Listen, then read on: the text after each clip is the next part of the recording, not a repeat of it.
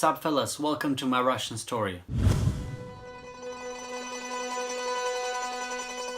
In a good and a normal country, if you paint a graffiti on a police station, so you get fined. If you paint a graffiti on a police station telling that policemen are faggots or they must die, you're double fined. And if you do the same thing telling that, for example, Trump is a faggot, so you get fined as well. They fine you not because of your opinion, but just because you vandalized the building. That's a common sense. And what if I tell you if you can get fined just because of taking a picture of this graffiti? So imagine you see that somebody wrote on the police station that policemen are faggots. You take a picture and you get fined. So how is that possible? Of course, it's not going to be possible that you get fined just because of taking a picture. And you will be right until you arrive to the city called Yaroslavl.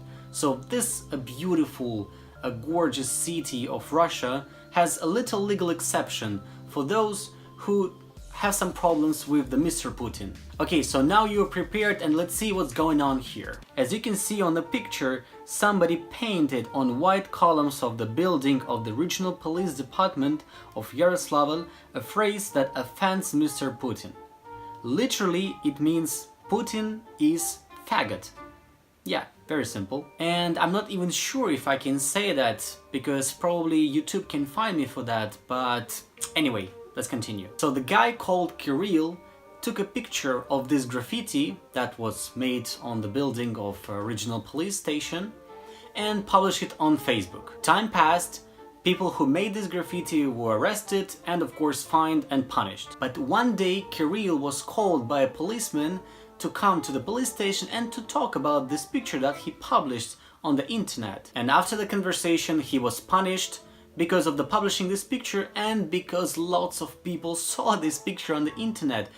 Because he's got, I think if I remember well, approximately 2,500 followers on his Facebook account, and that this picture was distributed later on the internet. So because of this fact, he was fined. He was fined for around 30,000 rubles. I guess it's around like $500 approximately. Oh, and it's very funny how Kafka and Orwell in 2019 became two famous writers of the genre called realism. I didn't know that. Actually, I didn't know that. And I didn't realize that Orwell wrote actually an instruction how to create a dictatorship in a country. I thought it was just a novel. The craziest part of this fairy tale is that to understand if this phrase was offensive or not, a Russian teacher was obligated to study and to examine this phrase, like Putin is faggot, and to tell if it's offensive or not. So finally it was declared offensive. And in that case, Kirill was found guilty. That's genius, Sherlock, just genius. I mean, how the police could use a Russian teacher in order to understand if the phrase is offensive or not. They have to use some other ways to understand that. I mean, how can they even understand, how they can even relate that Putin is a surname of the president? Maybe they were talking about a Putin like their neighbor, that he's this faggot Putin. It's not actually the president of Russia, but it's just a neighbor of these guys. Nobody knows how they can understand that and how they can affirm this thing. I won't be surprised if one day I will be distantly fined and punished because of this video, just because of talking about this picture. But I think no, because first of all, Russian policemen, they don't know English, they don't speak even English, so they won't understand what I'm talking about. And secondly, because I just got 15 subscribers that don't give a shit about what I'm talking about here. So the next one. The second Russian fairy tale story is coming from my hometown city called Kazan. It's the capital city of Republic of Tatarstan.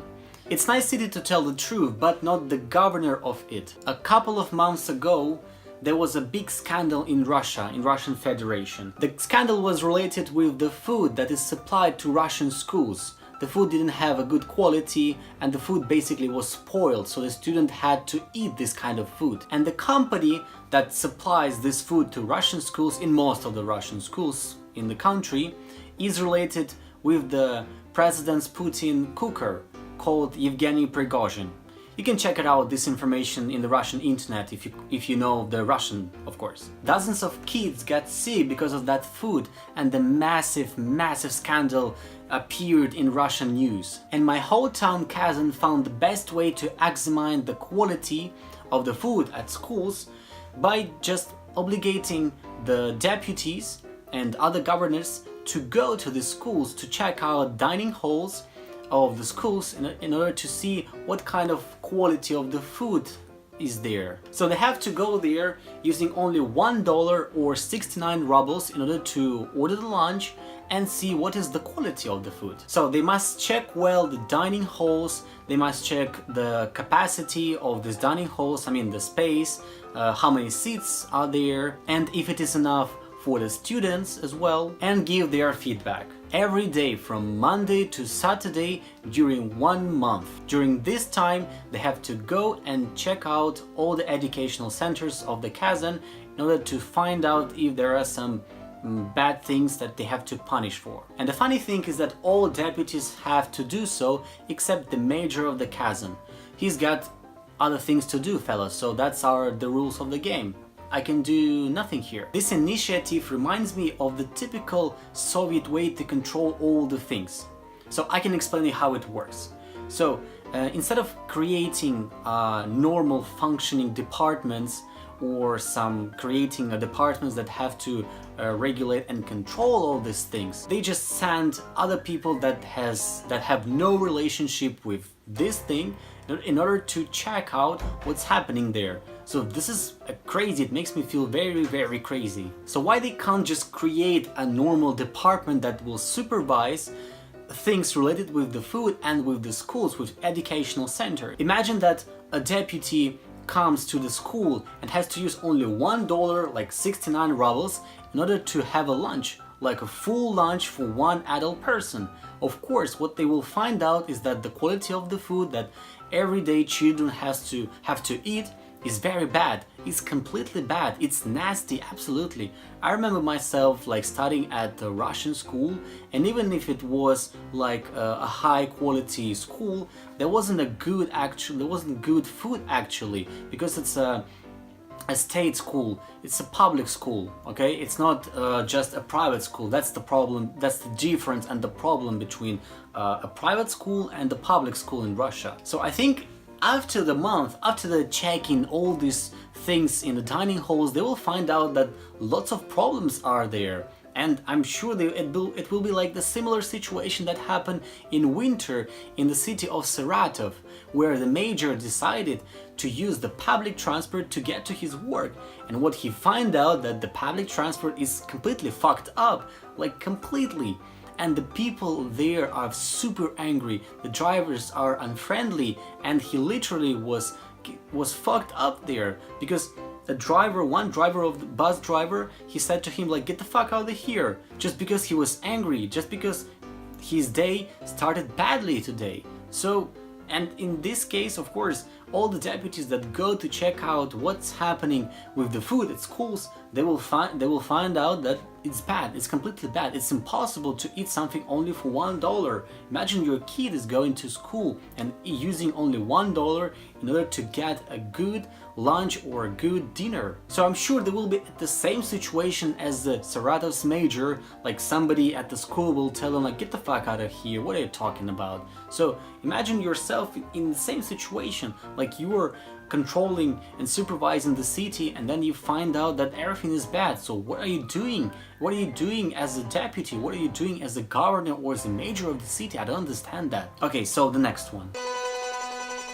And last news is just to have some little bit fun after that shit that we talked about before, okay? A Russian train conductor decided not to work a week ago, and the best way to do so, he just created a copy of a bomb. So he just created a copy of the bomb and put it in the train, and after that, so because of the copy of the bomb, so everybody thought that it was a bomb. Oh, it's gonna be a terrorist attack, oh, some crazy shit. So he decided, so everybody was stopped, everybody was cancelled, and he could go to have a rest. I think, as you know, that Russian people are very wise, very wise. They have a very good thinking, very good thoughts, yeah, very clever thoughts in order to do something. So in a very unusual situation. So I think this is a very good example of that. So imagine if you don't want to work, you can just create a copy of the bomb, like a typical one that all the pranksters do, and just drop it there in your workplace, and everybody say, oh, it's a bomb, it's a terrorist attack, oh my god, oh my god. And the work is stopped. The work is stopped, everything is good, you can go to have a rest for the whole day or maybe for the whole week. But be careful, because somebody can realize or can find out that using the cameras that you just dropped a copy of the bomb and you become very, very guilty. So in that case, you can be also fined, like in the first news we watched before. So I hope guys you liked this video, so subscribe to the channel, write something, and just give me a like to this video, and I will tell you something more and some crazier shit coming from Russia that is actually real.